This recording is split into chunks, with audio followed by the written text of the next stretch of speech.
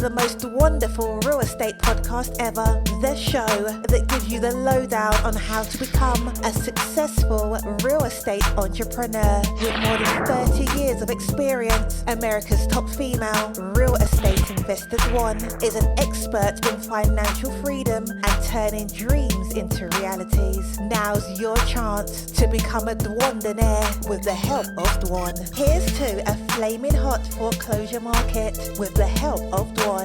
Cheers.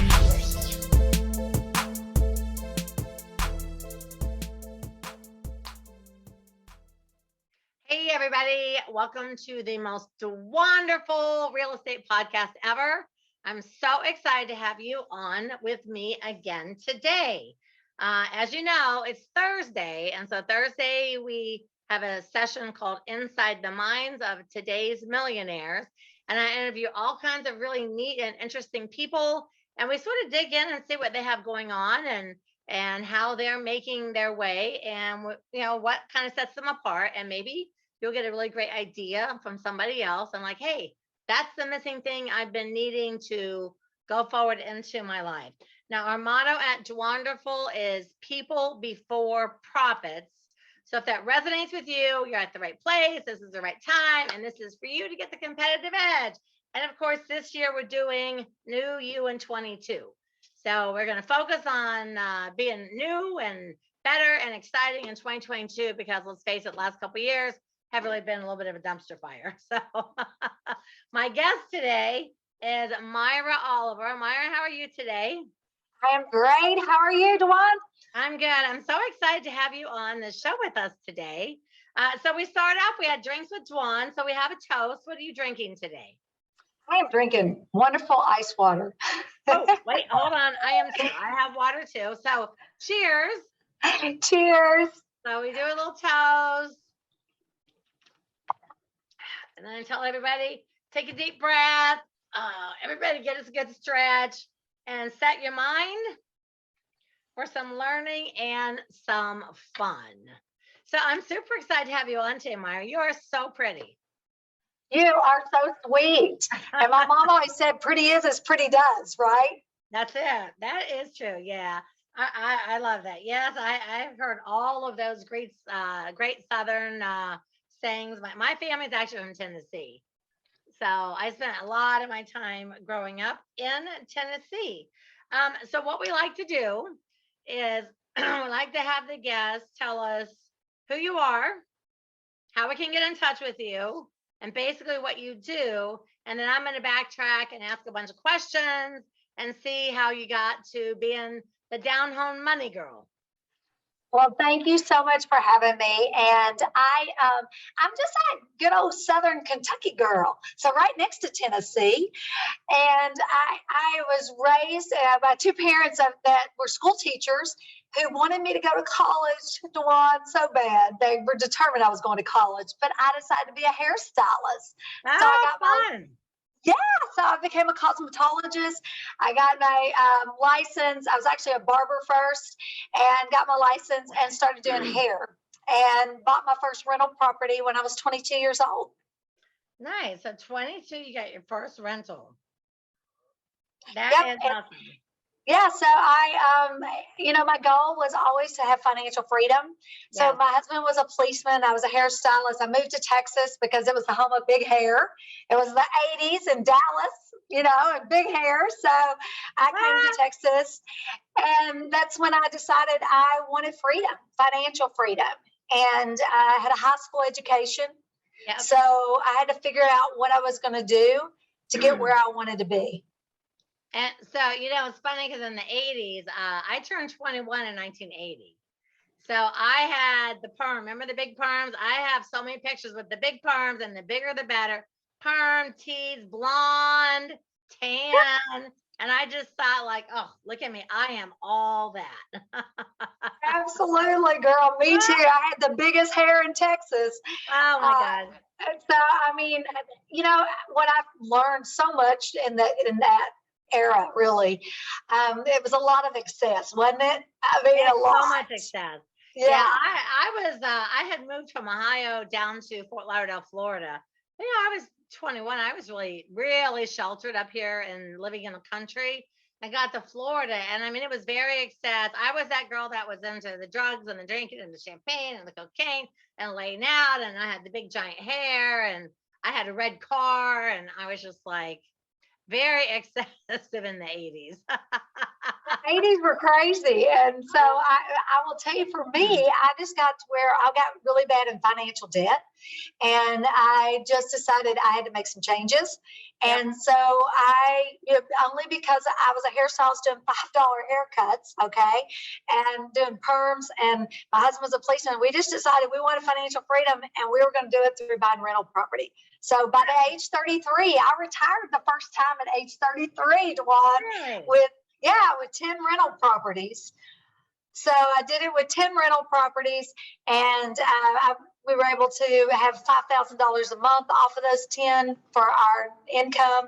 And I sold my hair salon, and my husband quit the police department, and we became financially free and started traveling and having fun. How old are you now? I am 55. You were just a pup still. Yeah, girl. Yeah, absolutely. Yeah. Age is just a number, right? I'm 62, and I'm like, I got this pink hair, and it really throws people off. Nobody has any idea how old I am anymore, because they're just like, between my hair, and they're just like, I don't even know. It's like, good, no need to know. You know what? Age is just a number. I know 30-year-olds that don't have the energy and get up and go. I got. Oh, girl, me too. I love the fact that you guys were able to retire off 10 rentals. Yeah. $5,000 a month income off of rentals, even today, like that's nothing to sneeze at, Right. And there's a lot of freedom in owning rentals or storage units or commercial or whatever it is. There's a lot in that. And I always tell people, listen, if you have 13 rentals, 10 will pay all of your bills, and the other 3 will pay the insurance and the repairs and da. So I call it the power of 13. I'm like, if you have 13, 10 will pay for you, and 3 will pay for all that. Yeah. And that's a good number. Yeah. That's a good number. Take off. So I do a little session called the power of 13. But I'm with you. If you have 10 and you got it paid for, you can pretty much, almost anybody could live on that. Yes. But then some of us want to live bigger and grander. You know what? And isn't it beautiful that we get to decide that, right? Yeah. Nothing holds us back. Every day, it's the choices you make that allow you to live the life you live. And some of us are willing to sacrifice more than others. Yeah. And some of us are risk takers, and some of us are not. And it's okay, because it's your life and you get to decide, And so that's what I love about just being an entrepreneur, right? Yes, I love it. Now tell me about your down home money, because first of all, I love the down home money goes right along with the accent. Because I think of down home, I think of like my family being from Tennessee. Right, right. The good old down home people. Yes. I am just really simple in the approach that I take on everything. And I really am down home. And so that's where the name came from. I really struggled trying to decide what I was going to name my book. So my book is Down Home Money, A Simple Approach to Financial Freedom. And so when I came up with that, I was like, oh my goodness, that is perfect. Down home money. And that's really what it is. I really take a simple approach. Yeah. I don't complicate things, because again, I have a high school education, and what I have learned more than anything is it's not the smartest person in the room isn't necessarily the richest person in the room. Oh, what I've learned is, grit goes a long way. And I'm pretty gritty. It is the truth. I tell you, if you're like a little bit of a scrapper, you got a little bit of grit, it does go a super long way. Right. And so that's who I am. And I just knew I wanted to be free. And I knew, my first goal was I wanted to be a millionaire. That book had come out, The Millionaire Next Door. Yeah. And I was like, it really made me feel like, okay, I can be a millionaire, because I don't have to be white collar. I'm a blue collar hairstylist. And guess what? This book says there's more blue collar millionaires than anything. So I can do this. You can. So, yeah. I'm sorry. I have to pause you for 1 second. Okay, so I do love that. I do love that down home approach. And so kind of tell people like, what does that mean when you say down home money? Because you wrote a book, which down home money is the perfect name for the book too. It's amazing. Yeah. So, but what does that mean to someone that's, is it for real estate investing? Is it just how to make and manage money? What is the down home money concept? Yeah, so the concept is as it's a simple approach to financial freedom. So I just share my techniques and tricks and tips and that I've done over the years to get to where I'm at. That's really more what it's about.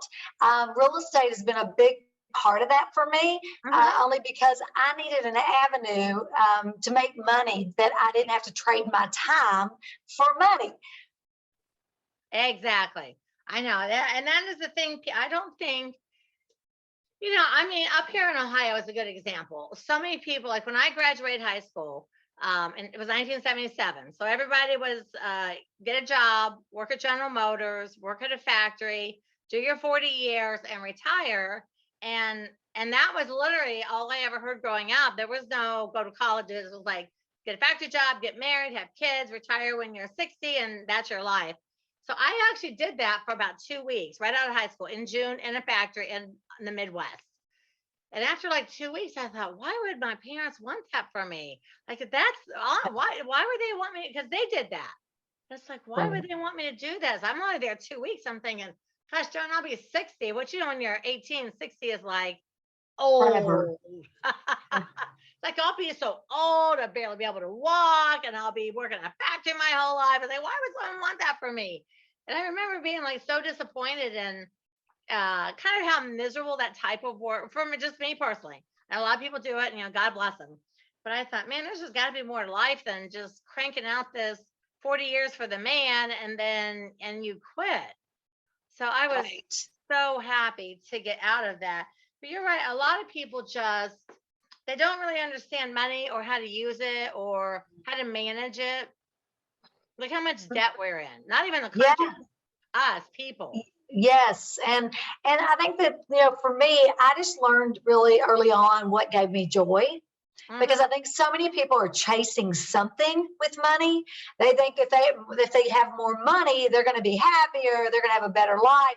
And listen, what I have learned now that I, in the position I'm in, is that money gives you options. It does not really create happiness. It gives you options. Amen, sister. I tell people that all the time. Listen, money will not make you happy. If you're a total miserable jerk, you'll just be a rich, total miserable jerk. It just amplifies who you are. That's what money does. Exactly. You are preaching in the choir over here. So people I don't think people recognize that they trade time for money. Like, like with the factory thing, it's like, well, you work here, you do this. And I don't think people, like, for example, I use Instacart. I had Instacart delivered today. Well, I have saved 42 hours of time in a store and pay somebody else because in those 42 hours, I can do 50 podcasts. Things that you enjoy doing, right? And I enjoy. And people are stuck in I always tell people, like, listen, if you're not doing what you want working for yourself, you are helping somebody else's dream come true. And you're trading your time for 15 or 20 or 30 or whatever it is an hour. Like, is that worth it? Is that what you really want for yourself? So I don't think the average person, they're just like, oh, I have a job. I don't think they'll look at it like, well, I just traded an hour of my life for $15 an hour. Yeah. And I think Dwan, the thing about it is that for a lot of people, that is, they're okay with that. They're okay having a job. Yeah. And I think that, what? They've just got to focus on what they do with their money, and they've got to be a lot more purposeful, because when you limit your income and you trade your time for money, that's when it becomes really important to be purposeful, because you're limited. So you've got to make sure you make great choices with your money and turn that money into making you a passive income. whether it be rental property or a stock portfolio, dividend investing, whatever, or starting your own business, a side hustle, so that you can make more money. I think it's so important. I talk to my nieces and nephews all the time about that because they all went to college. I didn't, and they all have jobs. I didn't either. There you go. Well, there you go. I worked in a factory. So the fact that I sit here with all that I have and all I've done, I'm like, how did I do that? Well, you know how you did it. You had gumption. You were gritty. You had this goal and these dreams that you aspired to have and to do, and you were willing to do what others won't to get what you want. Yes. And I think that is the key. I never let my education or my upbringing hold me back. Instead, I used it to really push me forward. And I think a lot of times we become victims in our lives, and victims based on what we feel like society's dealt us, and we want to blame everybody else. You know what? And listen, you and I, we put our boots on, we pulled our bootstraps up, and we went after it. And we didn't allow other people or things to hold us back. That's what I tell people. Listen, put on your boots and your big girl panties. That's right. And just do it, right? I mean, honestly, it's about taking action. And I say this all the time to real estate agents, because that's, who I have the great privilege to work with now. And I say all the time to them, the only difference in a new agent and a seasoned mega agent is that the seasoned mega agent took action. And so anybody, there's enough real estate for all of us. I don't care. I've got over 200 agents in my office in Northern Kentucky. And I tell them all the time, there's plenty of real estate. Who's going to hustle today for other people's business? Because it's about hustling, and it's about deciding that you want to be the person that helps them get what they want. And you've got to become a people person and, somebody that goes and helps other people reach their goals. When you go help other people chase what they want, you'll get more than you ever dreamed of. I've learned that. Right. The Bible says that too, that, if you help others and you do what they want, then you kind of reap what you sow over there. So I am a huge believer in those kind of things. So give us, if you can, give us like 3 actionable tips that a person that's like, well, I don't really know a lot about money. I don't know. I want to have a bunch of it. Right. I'm not sure. And since with the down home money, and I tell people stop trading your time for money. I say this. You and I say a lot of the same things, which I love. That makes me love you even more. So give us like 3 tips. A person that really has never even, because a lot of people don't realize they're trading time for money. They're just like, I have a job, and their mind is like, it's my job. I have to do this to pay my bills, and it's like, no, but you're trading time, and your most valuable asset is your time, because when you're run out of time, you're dead. Right. And you so want to do that your whole life. So give us like 3 tips that people could think, if I did this or did that or change my mindset about whatever it is, I could stop trading time for money. Well, your mind is powerful, Dwan. So we'll start there, right? Because it all starts right here. You can have anything you want when you get this right, right here. Yes. And so I would first tell you that I would start when you get up in the morning, I would do some affirmations. And you get to decide those affirmations, but I will tell you that every day I have different affirmations. One could be, depending on where you are in your life, one could be, I'm going to be debt free.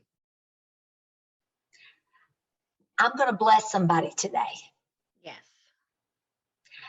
I'm going to, some people, for me, I spent 10 years saying to myself in front of a mirror every morning, I had it written on my mirror because I believe in affirmations, I'm going to be a millionaire. And it took me 13 years. And I said it every day to myself. I'd be brushing my teeth. I'm going to be a millionaire.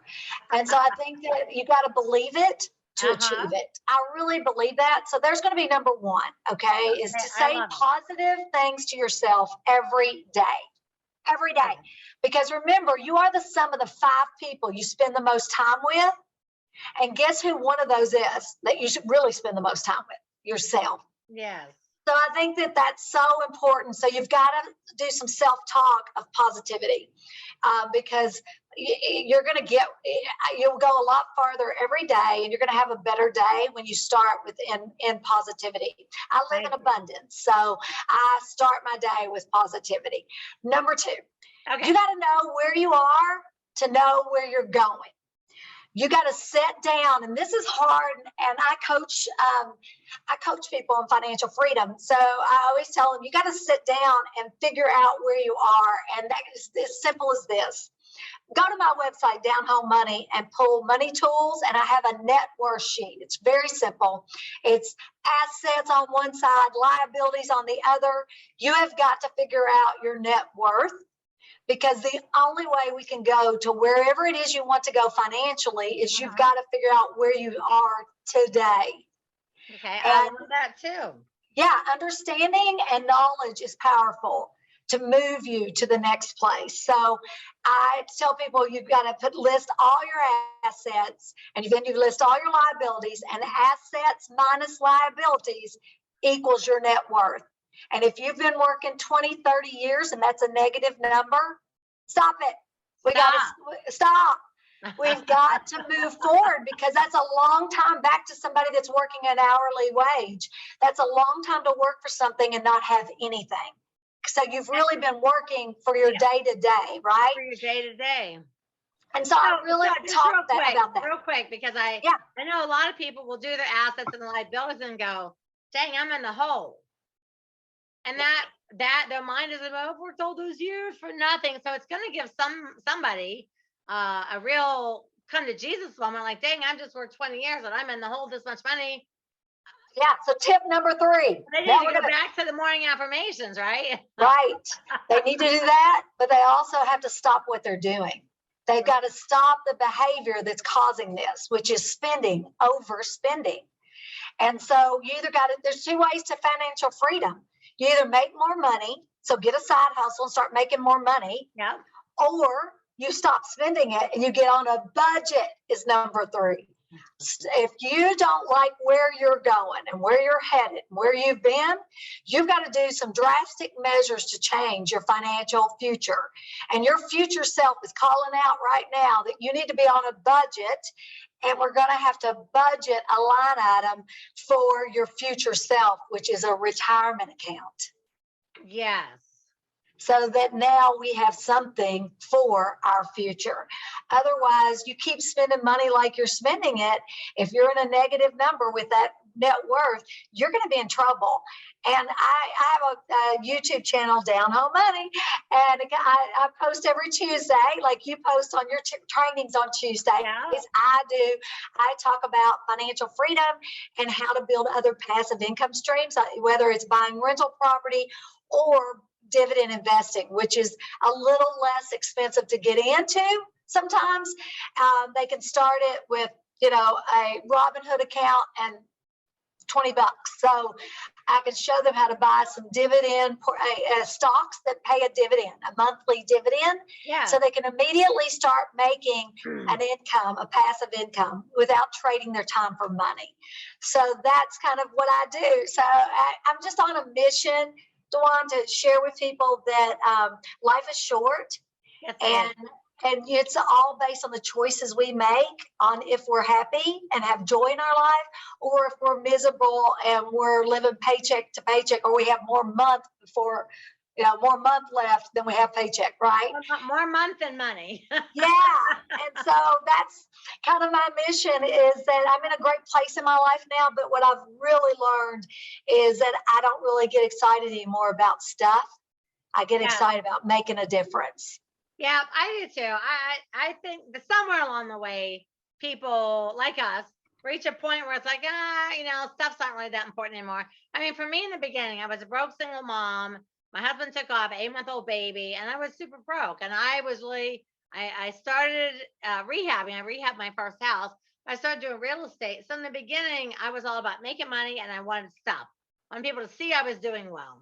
That's in your 20s and 30s and 40s sometimes, right? I mean, that's normal. We all went through that, right? And now with Instagram and all the influencers, we all should be driving a Lambo.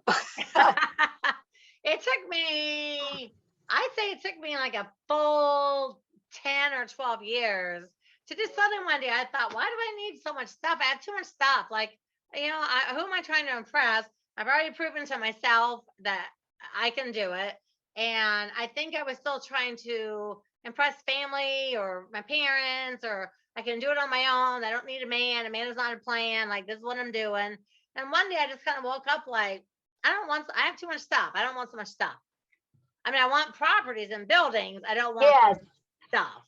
It's so funny you say that because I've really gotten into minimalism. And it's kind of weird because now that I can have whatever I want less. I think I want to move to a tiny house. I think my husband's going to freak. I'm like, I've gone from big dogs to I have tiny dog. I'm like, it's just interesting how you do in your life. I've cleaned out my closet because I have certain things I enjoy wearing. I like wearing it.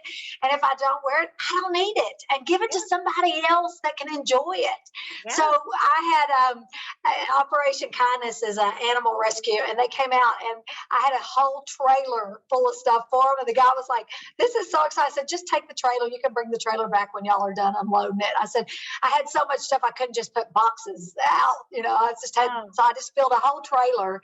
And I'm going to continue. My goal is to do that once a month and just fill a trailer and let them come. It's a no-kill shelter here in North Texas. Oh, that's awesome.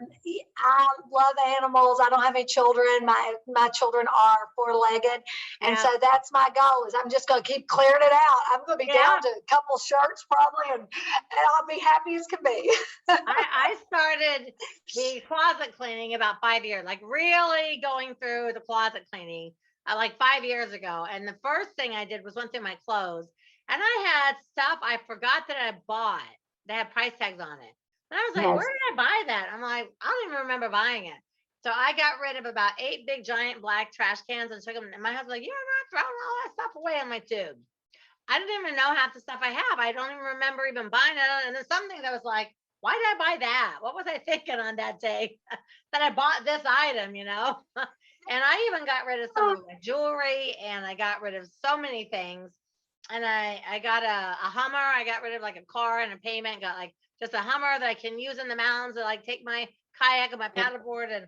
And he's like, what is wrong with you? I'm like, dude, we have so much stuff. No person on this earth needs this much stuff. Yeah. I'm at my dad's house. God love them. They've got bells. They've got pictures. They've got shot glasses. They have so much stuff. I sit here, I'm just like, oh, my Lord. If I lived in this house, I'd have so much anxiety. And then there's a garage and a barn, and there's so much stuff. But that's a different generation. And that generation were collectors of stuff. Yeah. You know what I mean? They collected plates. They collected cups. They collected thimbles. Yeah. I remember my grandmother's house, Oh, yeah. And it's just now we're just in a different time now. I mean, honestly, we're all kind of getting to where more simple lives, it's just the clarity around simplicity is unbelievable. It is. This thing right here has like 500 bells. They've collected bells. Yeah. Another one over here full of shot glasses. There's 2 more in the other room with plates. It's like, who does all this stuff? Our grandparents, our parents and our grandparents. They also came out of the Depression where people didn't have stuff. Right. That's exactly right. You and I, like, especially like the 80s, like we said, very decadent. Everything was abundant. So much abundance. And so I feel like I'm happy I never got into the collectible. Me either. Because I can't even imagine what my house would look like. I'm like, oh my God. So when so you're 55 now. So when Myra was like 13, 14, 15, what were you doing? What were you thinking? What was your mind at? What was happening? Do you remember? That's hilarious you say that. I loaned everybody in my family money. I worked all the time for money, and my mom, bless her heart, would come to me, and I would loan her. I wrote about this in my book. I would loan her money to give my brother and sister lunch money, and she had to pay me interest. I had 2 jobs all through high school. I was a cheerleader in high school, and I had 2 jobs all through high school. I graduated high school with quite a bit of money, and back then I think it was like $6,000 or $7,000. And I moved to Texas to go to school to do hair. My parents were freaking out, but you know what? I just made a decision. That's what I wanted to do. And my grandmother was a hairstylist, so I sat in her hair salon and watched. I loved watching her make people beautiful and make them feel so good.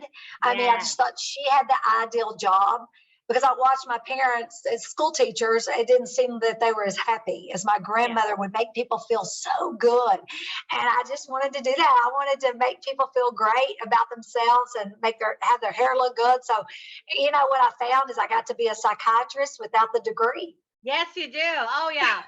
When you have a regular hairdresser, they know all your stuff. Yeah, we knew it. I knew it all. But I got lucky, Dwan. I had a gentleman that I cut his hair, and he told me about doing a SEP retirement plan as a self-employed person. Yeah. And I did it. And he was an older gentleman. He was probably in his early 70s back then, 30 years ago.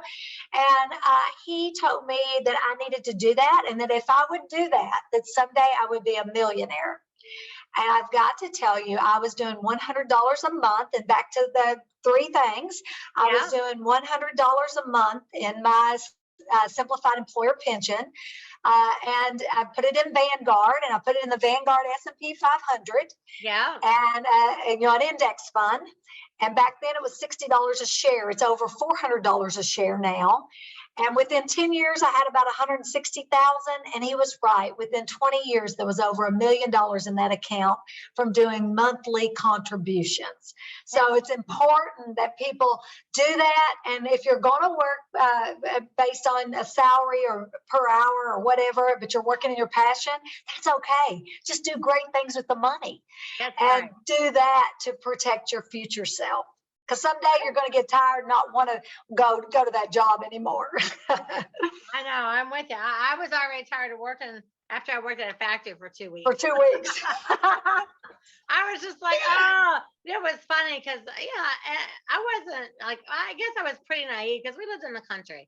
So we only knew the kids around here. And that was the day when the dad worked, he had one card, I was out here. So when I got that factory job, I worked at Taco Bell in high school. So it was my big job at Taco. I worked at McDonald's. Yeah, and we were like, you can eat all you want. I was like, oh my God, this is the best job.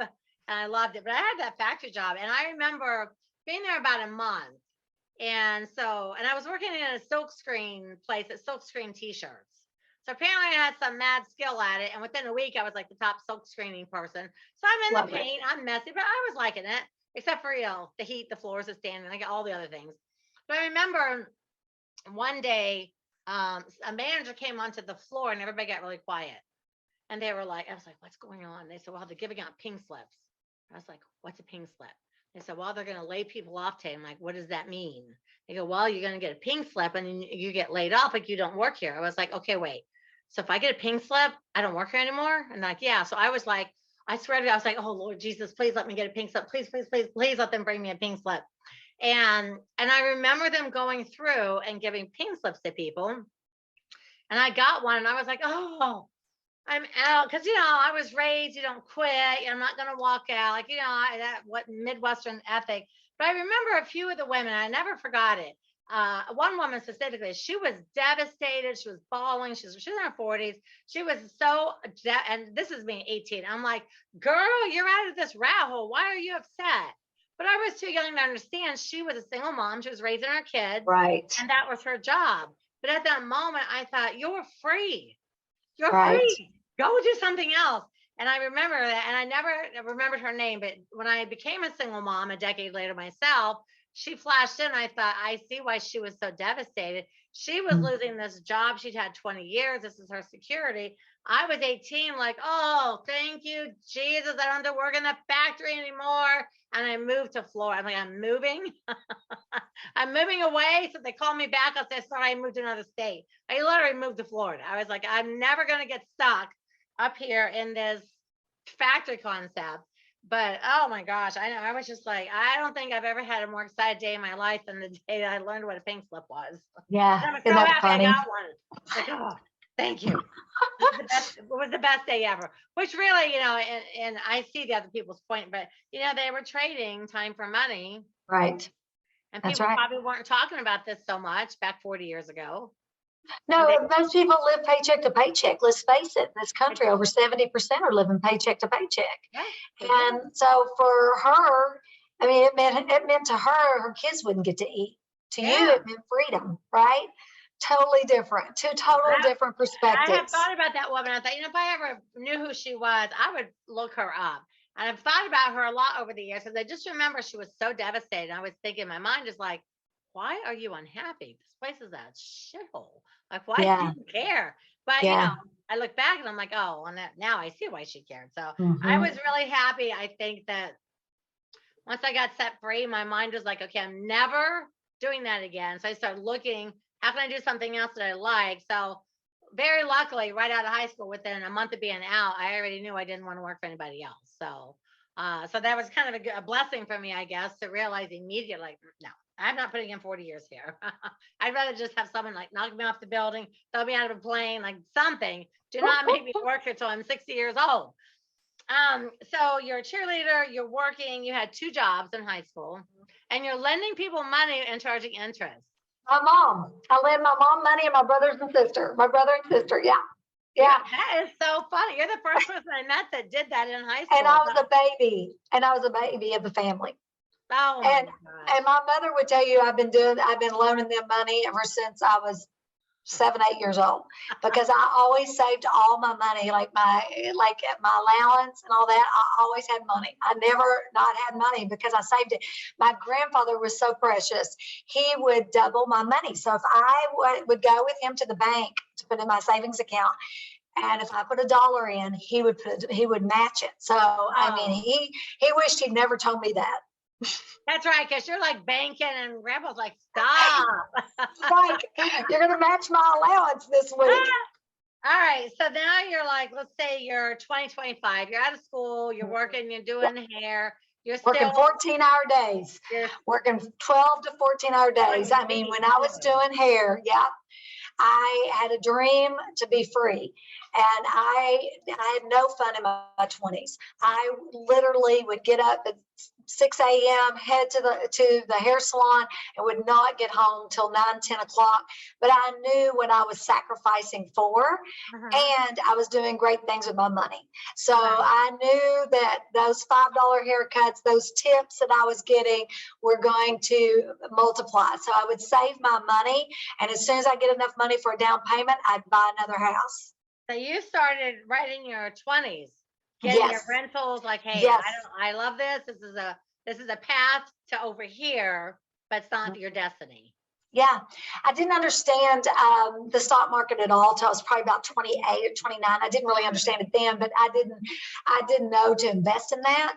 So but I knew that home ownership I knew that was how I could have an asset. Yeah. And the guy financed my first house interest free, and I paid him off within 3 years. So I just was hammering, cutting hair, and paying him every extra penny I had. And my husband had happened to live next door to him and had helped him a lot. He was an elder gentleman, no children. And so because of that, he gave us an opportunity. So you are just, I had to tell you, I love your heart. You are like just a bundle of joy and a wealth of knowledge. It's true, like truly. So let's jump a topic for a minute. Tell me, what's your favorite band of all time? And you only pick one. ZZ Top, baby. ZZ Top is right there with me. Early ZZ Top, that bluesy, all those guitars. Oh yeah. That's my music right there. Yes. That's what I'm like. Listen, you want to have a little fun today? Throw on some old ZZ Top for me. ZZ Top or AC/DC. I love AC/DC too. So I used to play Back in Black all the time. I mean, I was just, if I wanted to jam, like if I'd worked myself to death, I was tired, I'd get in my car and I'd pop that Back in Black. Oh, I love it. Cassette tape, baby. Oh, Cassette I tape. know. I hate to even admit, when I was in high school, I had 8 tracks. I had 8 track in my car. 8-track, yeah. The big I old think, box of 8 tracks, and I yeah. had a TV, so I could talk to my friends around town. I had the Oh, 8 track. that's great. I am living so large right now. I love it. I love it. Now, what is your favorite food? Oh, wow. I like everything. It's easier for me to tell you what I don't like, which is liver. And that's it. Yeah. I like everything else. My- Probably my favorite, you can't beat a good old ribeye steak. Oh, I'm with you on that. My family is, from the South, and they always ate liver and onions. And I tell you, if I even walk into a restaurant that serves it, I can't even eat it. And the smell, it just like brings back all these horrible memories of being forced to eat what's on the table. Like, Yes. I will never Yes. eat liver and onions the day. Listen, girl, my dad was one of 10 in a farm in Kentucky. So I talk about poor. And my dad loved hog brains and eggs. And he would cook them, and we would all leave the house. We're like, I know, because the smell would it just makes me sick thinking about it. But you know what? If I could have a day with my dad, we'd have hog brains and eggs all day long. I miss him so much. I lost him when I was 22. And now I look back, and those are actually good memories when I look back at him and his hog brains and eggs for breakfast. You know what's so funny about that? My parents grew up in Tennessee, and they're poor, and so like a hog, you didn't throw any single piece away from that. And then we moved to Dayton, Ohio, so my sister and I were more like in a subdivision, like a neighborhood, and so we used to go to my grandmother's house, and she would always make it. She called it eggs in a cup.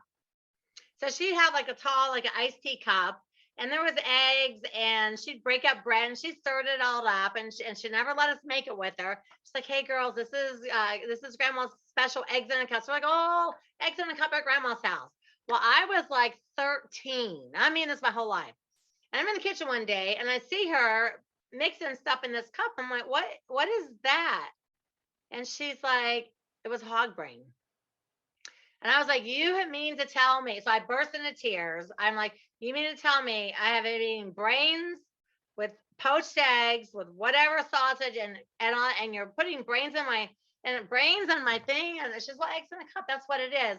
I cried. I called my dad, "Come home and pick me up. I'm leaving. I'm never letting my grandmother cook another thing for me. How could she lie and deceive?" And I found out I'd been eating big brains and eggs in a cup. So she put it in a cup with the big spoon, made it look kind of fancy so we'd eat it. And I liked it until I knew what it was. And then I was so mad. And then I was so disgusted. And I thought, I am never eating any of that weird food ever again. Forget the liver and onions, forget the brains, forget all that. If I can't buy it at a store and make it. So I remember feeling so betrayed. Yeah. How could you feed me brains?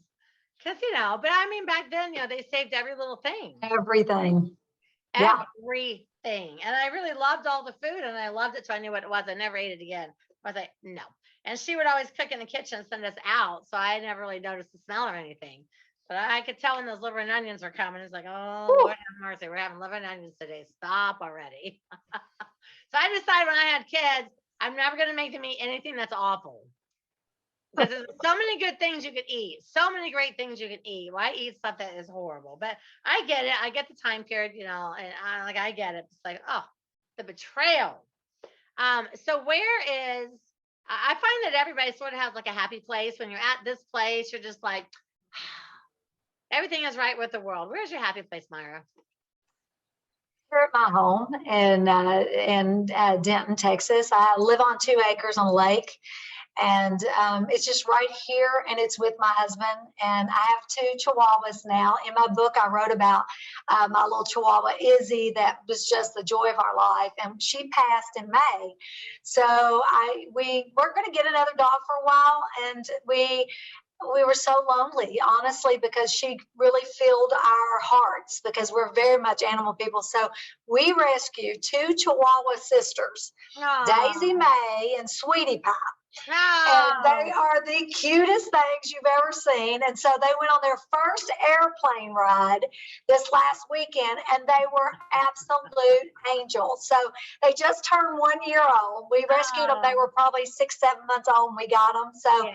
anyway, I get joy doing stuff with them. We've got a four-wheeler, and we're teaching them how to ride the four-wheeler with us, because Oh, Izzy was like, could do everything we did. She did with us, just like a little kid.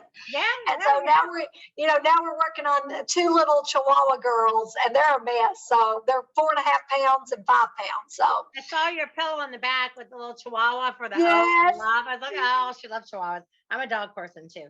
So again, people would reach you from Down Home Money, downhomemoney.com, right, yeah, and on YouTube.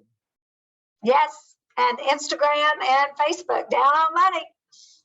I know I'm gonna go all over and stalk you all over social media today and start following you on everything that you do. So I take notes. So I'm just gonna kind of do a review and see if we got inside your mind just this much. And I'll tell you the reason for your success is you are just a joyful, amazing, happy person. I mean, I can look at you and be like, it's no wonder she's successful. I am so honored that I got to meet you today, Myra. You're a really wonderful person. Feel the same way. So your simple approach, so it's Down Home Money, which is everywhere. A simple approach to financial freedom, which I love, and you have a book. And you're from Kentucky. 22 is when you started getting rentals, and retired at 33 with 10 rentals. Super good for you. You were a cheerleader. You worked in school. You lent money to your parents. Amazing. Started doing hair, and then started, and saving that money and working towards the thing. You want people to stop trading their time for money.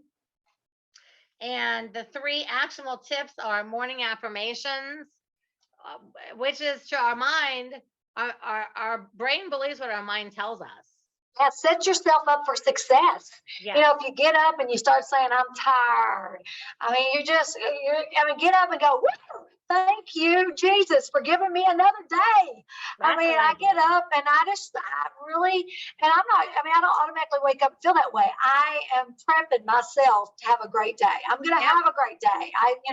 So I really do that, girl. I'm kind of my husband laughs at me. He gets the biggest kick out. He's like, you're so funny, because he watches me, because I walk every day 5 miles. Yeah. And I do a lot of that.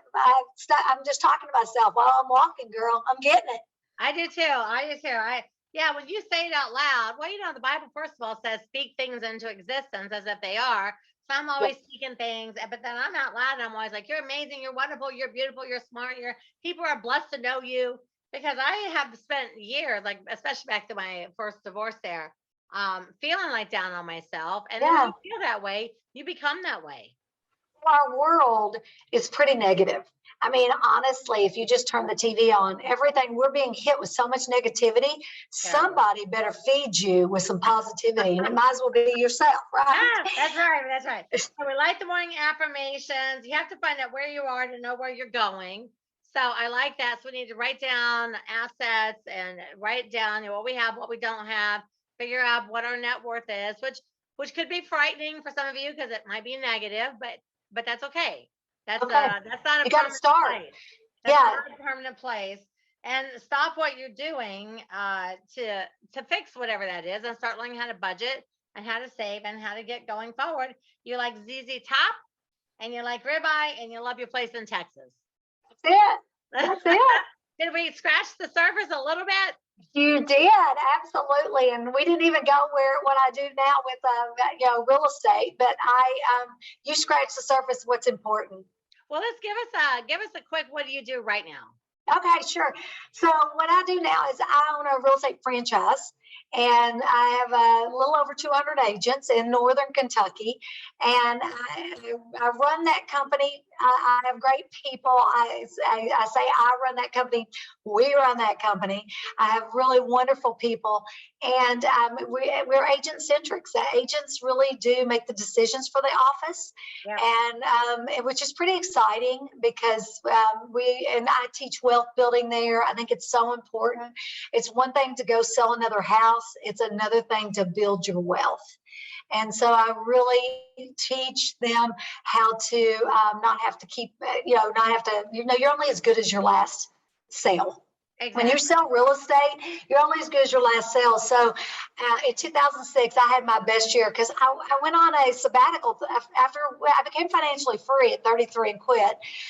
We went 3 years traveling, having fun. And then I decided I was bored. So I got my real estate license and became the top agent in my town. Didn't know a soul, moved here, and through just picking up the phone and smiling and dialing, I was able to build a business. And but what I did more importantly is I bought more properties to continue to throw me off an income. Yeah. And I think that a lot of real estate agents, I have one that I met with a few weeks ago that making over $1 million a year, but she's spending $1 million too. So she's in so much debt. She's not making anything. And so I think it's so important because then I've got one that makes $200,000 a year and it's got 5 rentals and paid them all off. She's doing great things with her money. Exactly. So that is what's important. It's not how much money you make. It's what you do with it. And are you buying assets to throw you off of passive income? And so I learned that in 2006. I sold 25 properties in 1 month. I sold an apartment building downtown here in Denton, and I had both sides of it. So my commission was lot. I bought 2 houses, paid cash for them, and those same 2 houses continue to throw me off about $3,000 a month. Wow. And that's the commission that just keeps on giving, girl. Yeah, it is. That's what I want to teach. That's what I want to teach. I want to teach people how to build a life, not just sell a lot of real estate, but actually have the freedom that what that money has given you is freedom of time to go and do and be and have. So speaking of building a life, and I told you earlier, at the end of all my shows, I have something that I call it the 5 equities of life. So when I wrote my first book, Short Sale Pre-Foreclosure Investing, I have a whole section in there. And the 5 equities are financial, spiritual, physical, mental, and family. So at the end of each show, I give everyone an equity and ask for an assignment. And I always like to have my guests do that today. And so, because it is all about building a good life that's well-rounded. Yes. I mean, I'm sure all of us, I don't know about you, but I have been in the phases where it was just money, money, money, money, because I didn't want to be broke again. I was a single mom. Sure. I was too terrified to be broke that that's all I did for a while. And you get out of whack. I went through a caretaking phase where I was helping a few people in my family that were sick. And I just all this crazy caretaking, but then I started getting sick. And so finally I was like, you know what? That's it. These are the things, I'm doing them all, and I'm first. And after I take care of me, I can help you. And since I put my foot down, other than the fact that I got COVID, I've not been sick in like a decade.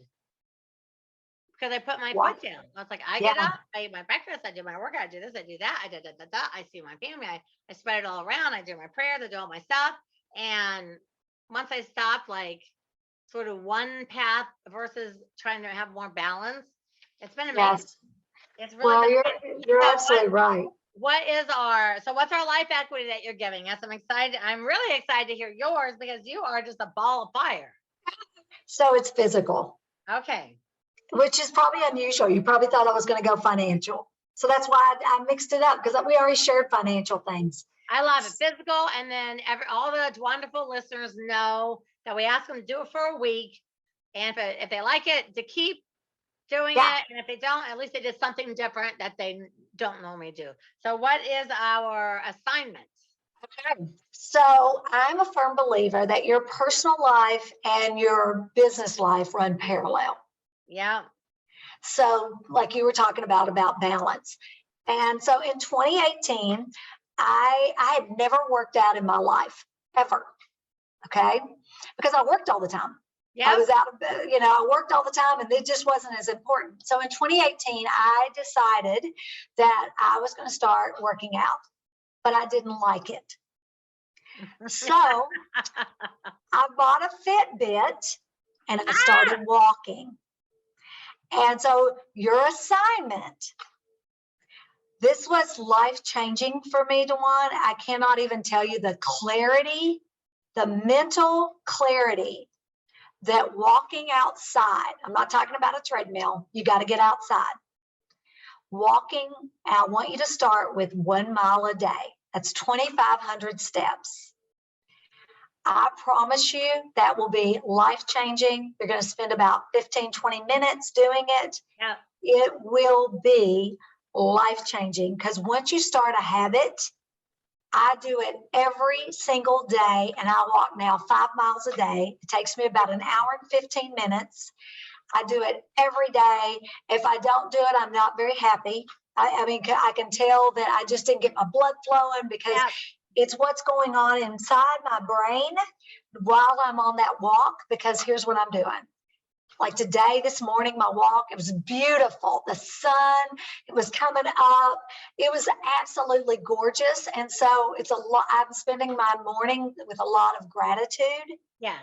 For my health, for my life, for my, for this beautiful morning, for the air I'm breathing. And when you're spending time in gratitude, your life just gets better. I just have found that I spend a lot of time giving gratitude and appreciating people and the things they do for me. And it just makes me a lot happier person. So that is probably the best tip, far better than money or anything, because once you get the heart and the head running in the right place, abundance comes, money will come. You go take care of other people, money comes. Amen. I love that. I got a Fitbit a couple of years ago, and once I got it, and I thought, okay, this will help me. But once I started hitting those 10,000s and like the little thing explodes and there's fireworks, I was like, oh. So then I was like, I'm like weirdly addicted to it now. So I'm like, oh my God, I'm getting ready to hit 10,000 steps. And then I'm just, I got to get my steps. And I get the little explosion. And then my thing says it's time to go to bed. It's like, time to go to bed. Time to get up. It's like, so I said, somehow I told my husband, I said, my watch controls me now. Yeah. But I hit my steps and I sleep and I get up and I'm so much happier. Well, it tells you, what kind of sleep patterns you have too. And so you're right. The Fitbit is the greatest thing. My husband has the Apple Watch, whatever. And I'm like, that doesn't even work for me. Fitbit's my watch. So, I'm with you. I had never had one. And within 2 weeks of having it, I was like, okay, let me see how I slept last night. It's like, I didn't sleep good. So then I started working on my sleep habits. And then I started working on things. The next thing you know, it's like, I feel amazingly better because this watch makes me like, hey, you haven't, get up. You've been sitting for a while. And it's so funny. It changes your life. And, I threw in intermittent fasting with that. Wow. It makes you feel great. I think I might have got mine 19, 20. Yeah, I think I got mine that same Christmas. And I was just like, this watch if I don't work out, if I don't hit. And then within 2 weeks, I was like, okay, listen, my watch doesn't have to go. I gotta get up. So my husband just laughs. It's like, how's your watch? I'm like, my watch told me I did a good job today. There you go. That's all that matters. You do a good job every day. I do, but it's just funny. Making a difference. It's like an affirmation.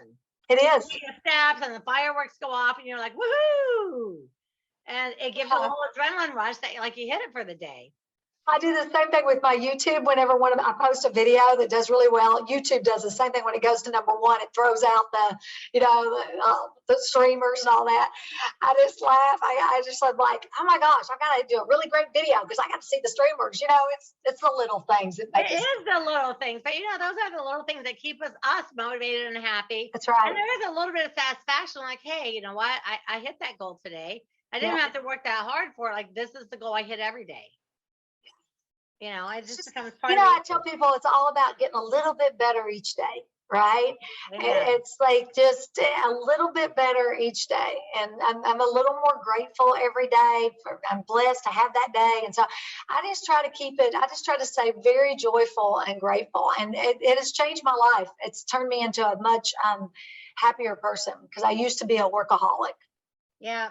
Well, I have to tell you, Myra, you've been one of my favorite guests. You're just an amazing person, really. I'm so happy that I know you now. So everyone go to downhomemoney.com, downhome, just everywhere, and follow. And also, if you're new to Dwanderful, go to dwanderful.com and opt in. I've got 4 free ebooks for you. And the same, I'm on Instagram, Facebook, TikTok, just Dwanderful's everywhere. And since I do have a podcast, I always ask everyone to do me a favor. And when you're listening, you're like, hey, I really like that show. Give me a 5-star review.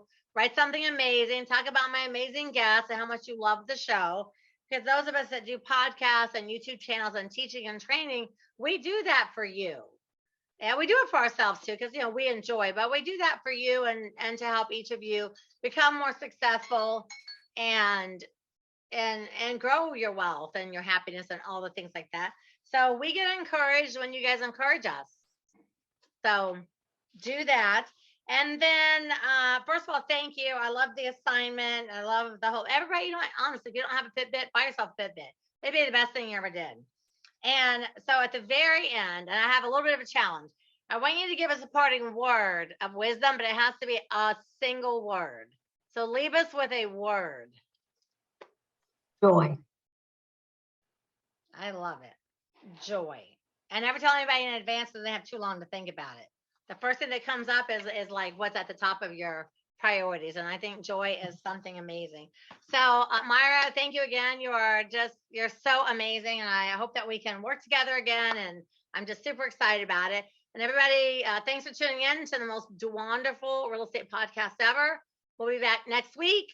Same bat time, same bat channel. And remember, the truth is in the red letters. All right, everybody. Ciao. Thank you for dropping by to the most wonderful real estate podcast ever, making real estate investment wonderful each and every time. Oh, for more information on how to make your real estate dreams a reality, keep an eye on Dwanderful.com and be sure to become a member.